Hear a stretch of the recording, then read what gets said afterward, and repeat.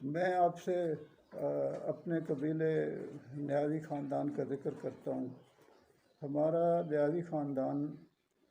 میاں والی میں آباد ہے، لیکن بیسیکلی یہ نیازی قبیلہ افغانستان سے ہمارے آباء و اجداد کا تعلق تھا۔ وہ پکتیا میں وہاں پہ آباد تھے۔ وہاں سے انہوں نے مائیگریٹ کیا اور وہ تقریباً آج سے 500 سال پہلے، تقریباً کم از کم 500 سال پہلے وہاں سے انہوں نے ہجرت کر کے یہ دریا سندھ کے ساتھ ہوتے ہوتے وہ میاں والی میں زیادہ تر ہمارے نیازی قبیلے کے مختلف آگے جو سب قبیلے ہیں وہ ادھر آ کے آباد ہوئے، اور دریا سندھ کے ساتھ ساتھ جتنے بھی ہمارے شہر ہیں اس میں دوسری ہماری جیسے عوان ہیں، عوانوں میں بھی قطب شاہی عوان اصل وہ لوگ بھی ان میں شامل تھے مائیگریٹ کرنے میں۔ تو ادھر ہمارا مین قبیلہ زیادہ تر یہاں پہ میاں والی میں، اور کچھ کوہاٹ کے اندر ہے، ہمارے پشاور کے اندر ہے، اور ابھی جو افغانستان موجود ہے وہاں پہ بھی جب رشین فورسز نے افغانستان پہ قبضہ کیا تو وہاں پہ جو اسٹوڈنٹس کی موومنٹ شروع ہوئی، تو اس میں کابل یونیورسٹی کا جو اسٹوڈنٹ یونین کا پریزیڈنٹ تھا عبد الرحیم خان نیازی، وہ بھی ہمارا نیازی تھا، وہ ادھر ہی رہتے تھے۔ تو وہ پہلا شہید تھا اسٹوڈنٹ یونین کا کابل یونیورسٹی کا جس نے شہادت دی۔ اس پہ میں ایک کتاب بھی پڑھی ہے کہ وہ پہلا اسٹوڈنٹ تھا جو شہید ہوا تھا وہاں پہ۔ تو ہمارے پھر یہ آباء و اجداد تقریباً 500 سال پہلے، کیونکہ یہاں پہ جب آئے تو پھر ہم 1800 لے کر 1900 تک ہم ڈسٹرکٹ بنوں کا حصہ ہوتا تھا۔ میاں والی تحصیل جو ہے نا وہ ڈسٹرکٹ بنوں کی تھی، اور ہمارے تمام جو دادے پردادے تھے وہ بنوں جو ہے نا دریا سندھ کراس کر کے پیدل وہ وہاں اپنی تاریخیں بھگتانے کے لیے جاتے تھے۔ تو ہمارا رسم و رواج ابھی تک بھی تقریباً وہی پٹھانوں والا چل رہا ہے، جرگہ سسٹم ہے، کھانے شادیوں کے رواج ہوئی ہے۔ تو پھر آگے ہماری یونین کونسل کے اندر فردر جو ہے نا پھر سب ٹرائب ہیں جو ہماری یونین کونسل کے اندر آباد ہیں، اور ہمارا جو باقی ملٹری کے اندر خاص طور پہ اب میں اس پوائنٹ آف ویو سے کر رہا ہوں کہ میں as a soldier, as a officer میں فوج سے پیار کرتا ہوں میں، لیکن باقی جہاں تک سیاست کا تعلق ہے، خاندان ہیں، یہ قوانین ہیں، کیونکہ میرے جو اعلان ہیں جنرل ہدایت اللہ خان نیازی ان کا تعلق بھی میاں والی شہر سے ہے، اور وہ بھی ستارہ جرأت ہیں، اور ان کے ایک بھائی ڈی ایس پی کرام اللہ خان نیازی چوک جو لاہور کے اندر ہے، ان کو بہادری کے اعتراف کے طور پہ ان کو 2 پولیس میڈل دیے گئے، اور ساتھ ہی ان کا نام رکھا گیا بہادری کے اعتراف کے طور پہ۔ تو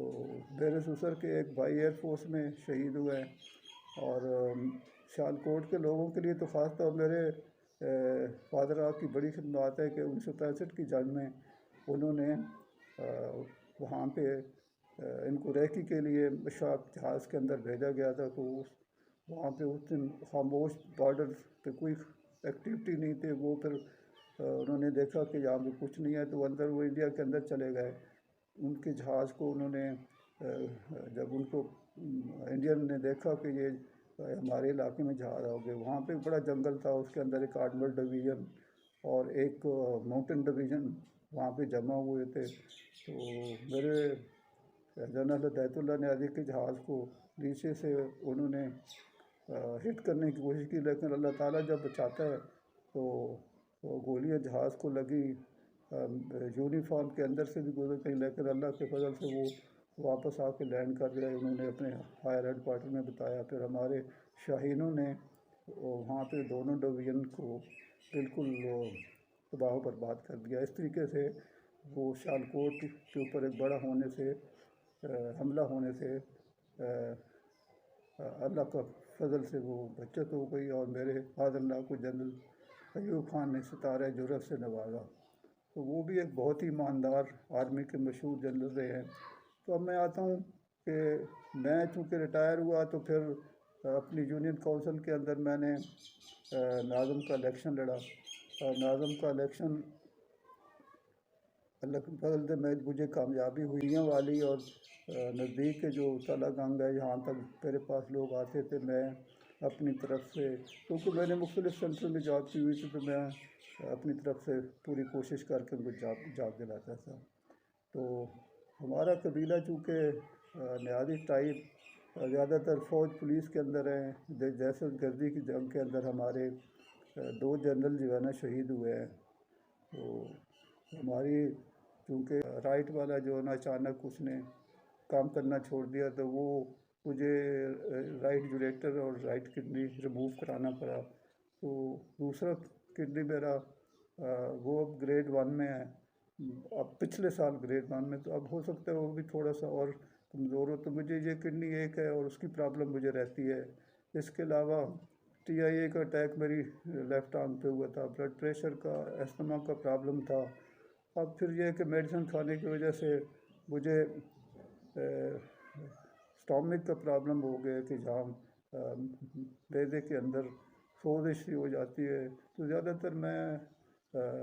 گھر میں رہتا ہوں، اللہ کو یاد کرتا ہوں، قرآن پاک سنتا ہوں اور قرآن پاک پڑھتا ہوں۔ تو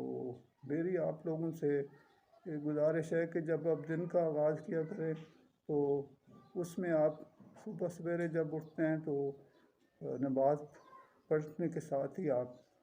تلاوت قرآن پاک، خانہ کعبہ کا چینل آ رہا ہوتا ہے، القرآن الکریم بڑا اچھا چینل ہے، اس میں اردو ترجمہ ہوتے ہیں پاک کتاب، ان میں سے ایک لگا لیا۔ اس میں یہ ہے کہ فرشتے بھی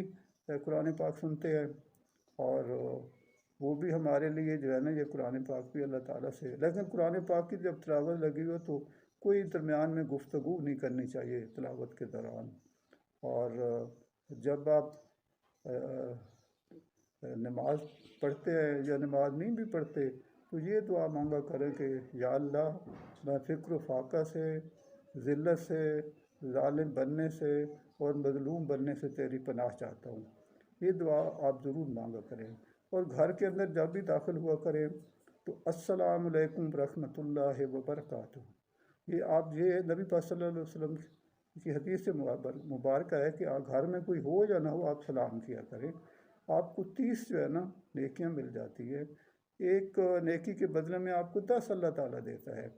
اور اس طرح جب آپ نماز پڑھتے ہیں یا ویسے تو آپ یہ ضرور دعا مانگا کریں کہ یا اللہ میں موت کی سختیوں سے تیری پناہ چاہتا ہوں۔ اس میں یہ ہے کہ آپ پہلے یہ کہا کریں گے کہ یا اللہ میں اونچے مقام سے گر کے موت پا کے ہونے سے تیری پناہ چاہتا ہوں، یا اللہ میں آگ میں جل کے مرنے سے موت پا کے ہونے سے تیری پناہ چاہتا ہوں، یا اللہ پانی میں ڈوب کے مرنے سے موت پا کے ہونے سے تیری پناہ چاہتا ہوں، یا اللہ سانپ بچھو کے کاٹنے سے موت پا کے ہونے سے تیری پناہ چاہتا ہوں، یا اللہ میری اولاد میں ان ابوات سے، اہل و عیال بھی ان ابوات سے پناہ چاہتی ہے۔ میرے مالک ہم پہ کرم رحم فرما، ہم پاکستانیوں پہ رحم فرما۔ میرے مالک تجھی سے مدد مانگتے ہیں، تیرے آگے فریاد کرتے ہیں، ہماری ایمان ہے آپ کی مرضی کے بغیر ایک پتا بھی نہیں ہل سکتا۔ بڑے بڑے بادشاہ آئے، محلات بنائے، آپ دیکھیں شہنشاہ ایران کی یہاں سلطنت تھی، ایک چھوٹے سے گھر کا مولانا صاحب وہ اٹھے اور انہوں نے پھر آپ دیکھیں کہ تحریک اٹھی اور پھر شاہ ایران کا ان کو اپنے ملک میں جو ہے نا سب جائیدادیں، محلات، سب کچھ ادھر ہی رہ گیا، کسی کوئی ملک پلاد دینے کے لیے تیار نہیں تھا، دفن کرنے کے لیے تیار نہیں تھا۔ یہ ایک ہمارے لیے سبق ہوتا ہے۔ اس سے پہلے خسرو پرویز بادشاہ گزرے ہیں، انہوں نے ایک محل بنایا تھا، وہ محل 4 کلومیٹر تک پھیلا ہوا تھا، 4000 اس کے اندر پلر تھے، 1000 فانوس لگے ہوئے تھے، اور رات کو جب ان کو جلایا جائے 9 من تیل رات کو ایک صرف لگتا تھا اس محل پہ۔ لیکن جب وہ رومی آئے اور انہوں نے ایران پہ حملہ کر دیا تو انہوں نے اس محل کو بالکل جلا کے راکھ کر دیا، اور خسرو پرویز کو وہاں سے اپنے ملک سے بھاگ کے جانا پڑا۔